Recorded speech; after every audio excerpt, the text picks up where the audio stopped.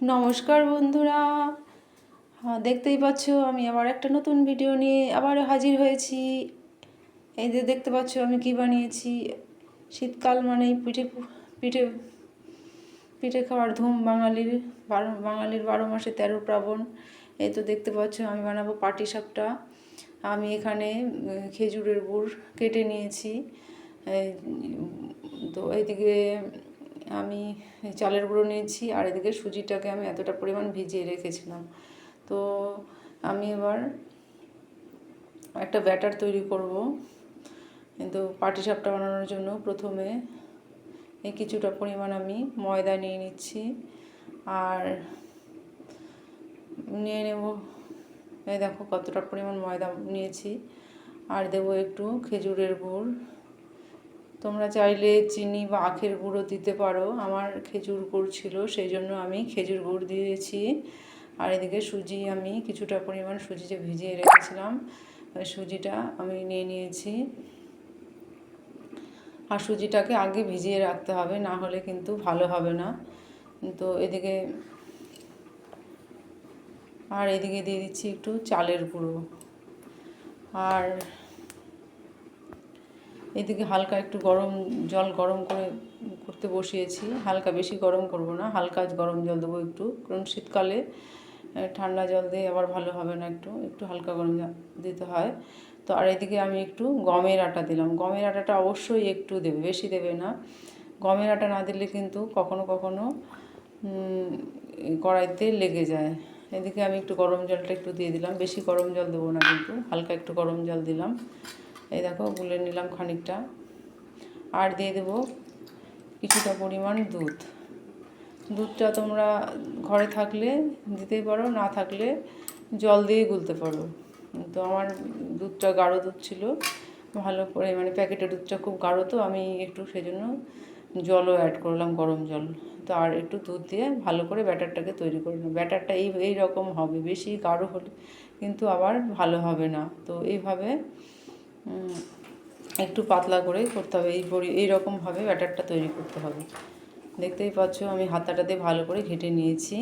আর এদিকে আমি একটা কড়াই বসিয়ে দিয়েছি। তোমরা চাইলে তাওয়াতেও বানাতে পারো, আমি কড়াইতে আমার সুবিধা হয়, সেই জন্য আমি কড়াইতে করছি। আর এদিকে আমি নারকেল আগের থেকে ভেজে রেখেছিলাম। নারকেলগুলো আমি লম্বা লম্বা করে ওইভাবে করে রেখেছিলাম। আর এদিকে আমি কড়াইতে যে তেল দিয়ে, আর পাটিসাপটা বানানোর জন্য তেল আর বেগুন অবশ্যই রাখবে।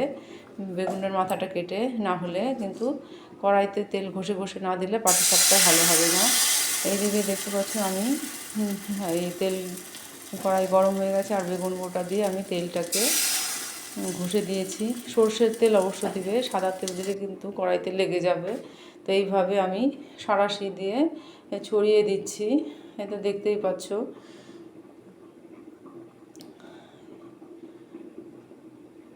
এইরকমভাবে কাঁচা অবস্থায় ছড়িয়ে দেবে, মানে।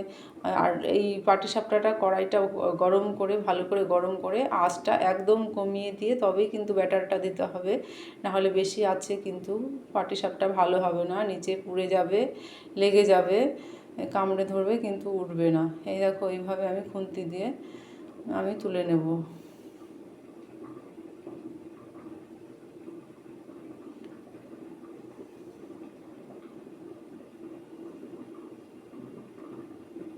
এইটা একটু গরম হয়ে গেছিলো বলে এরকম হয়ে গেল, পরেরগুলো ঠিক উঠে গিয়েছিল।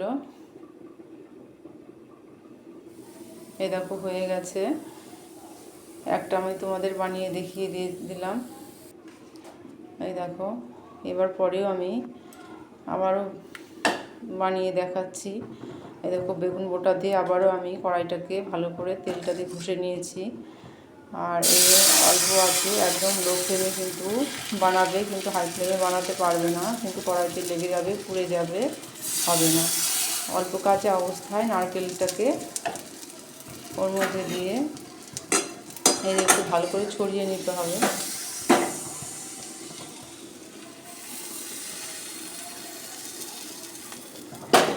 আর দেখবে, বাড়িতে বানিয়ে দেখবে তোমরা কেমন হয়, খেতে বেশ ভালো লাগে। আর খেতে বেশ ভালোও হয়েছিল। বন্ধুরা, তোমরা যদি কেউ নতুন হয়ে থাকো আমার চ্যানেলটা সাবস্ক্রাইব করে আমার পাশে থাকবে। আর নতুন নতুন বন্ধুরা আমাকে সাবস্ক্রাইব করবে, কমেন্ট করবে, শেয়ার করবে। আমার ভিডিওটা কেমন হয়েছে কমেন্টে অবশ্যই জানাবে। এই দেখো আমার দুটো হয়ে গেছে। এইভাবে আমি কয়েকটা পিঠে বানিয়ে দেখিয়ে দিচ্ছি। এই দেখো আবারও একটা দিয়ে দিয়েছি। এইভাবে তোমরা বাড়িতে ট্রাই করে দেখবে কেমন হয়।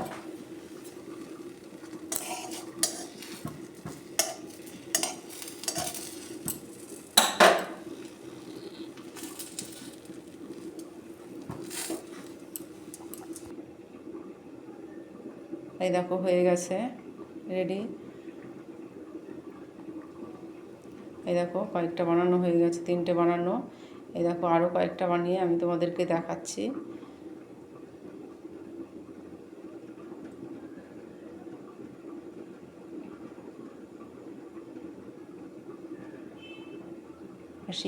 শীতকাল মানেই পিঠে খেতে খুব ভালো লাগে। এই শীতকালে, গরমকালে কিন্তু পিঠে খেতে ভালো লাগে না। এই দেখো আমি কতগুলো বানিয়ে নিয়েছি। দেখো কেমন হয়েছে কমেন্টে জানাবে অবশ্যই। ভালো থেকো, সুস্থ থেকো। যাচ্ছি, টাটা। আবার আসবো পরের ভিডিও নিয়ে।